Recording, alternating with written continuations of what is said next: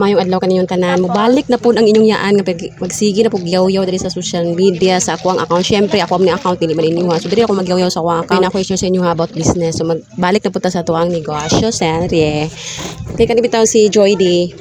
Dati pag sugod yun, sige jud ko inventory. Kapoy na ko kadaw inventory kay wala man jud ko nakita nga pagpanikas sa ilahang pagkatod sila mga produkto no pagkatod sa ice cream tama man permente ang by carton. So naay panahon nga sa sige nilang deliver na panahon nga dili na ako nila tan-aw.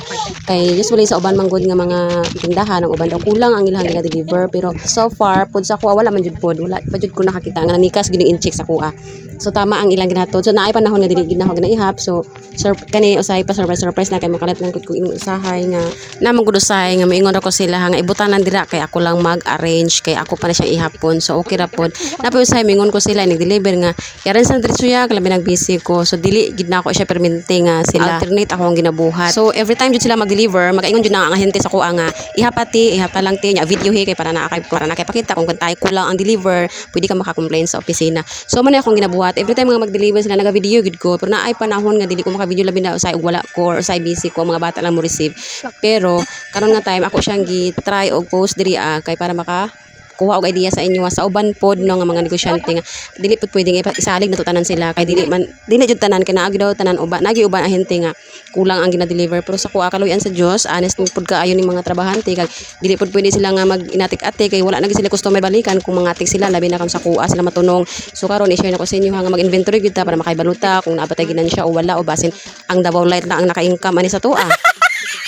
Sa karon sila bud kaayo ni nga siya nga negosyo kay tungod iting init ang panahon halinon siya mao nang paspas ang iyang hurot bisag ginagmay lang ginan siya para ng tiramisu ang kapital na 15.8 ang kapital kada buok. So ako siya ibaligya ako siya og 20 pesos so mo ginan siya og 4.1 centavos. So ibaha na siya no kay ginagmay ang ginan siya basta kusog ang yang halin permente yang kumprada okay ra makabawi-bawi ra ka sulod sa isa ka bulan. So mag-inventory na pud ko. Thank you for watching. I hope namin nakutlo nga mga idea o mga namin natun-an ani nga video serye. Daghang salamat. Bye bye.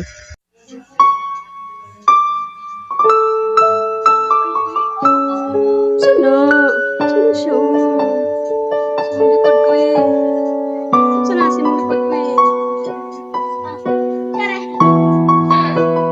Sa takweng. Sa mong likod. Sana. Ayaw.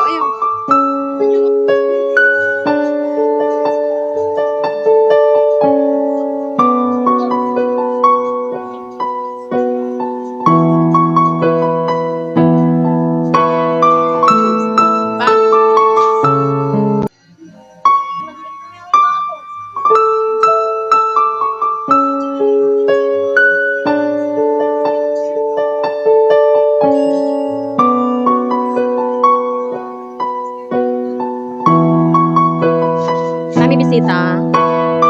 Bisita.